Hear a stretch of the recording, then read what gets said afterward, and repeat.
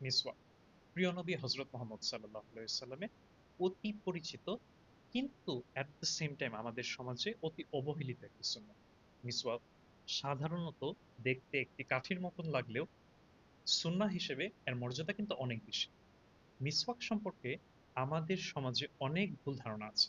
তাদের মাঝে একটি হচ্ছে যে মিসওয়াক করে নামাজ পড়লে নাকি সেই ফরজ নামাজে ৭০ গুণ বেশি সওয়াব পাওয়া যায়। যদিও কোরআন বা হাদিসে কোথাও এমন কোনো বর্ণনা নেই। তবে হ্যাঁ, মিসওয়াকের একটি বিশেষ ফজিলত রয়েছে। সেটা হচ্ছে রাসূল সাল্লাল্লাহু আলাইহি সাল্লাম মিসওয়াককে এত বেশি জোরদান করেছেন মিসওয়াকের উপরে যে তিনি বলেছেন যে তিনি যদি তার উম্মতের জন্য কষ্টদায়ক না মনে করতেন তাহলে তিনি প্রত্যেক নামাজের আগে মিসওয়াক পালন করার উপদেশ দিয়ে যেতেন। অন্যদিকে হযরত মুহাম্মদ সাল্লাল্লাহু আলাইহি ওয়াসাল্লামের জীবনের শেষ আমলটিও ছিল মিসওয়াক করা। তিনি এতই দুর্বল ছিলেন যে তিনি নিজে মিসওয়াক করতে পারছিলেন না।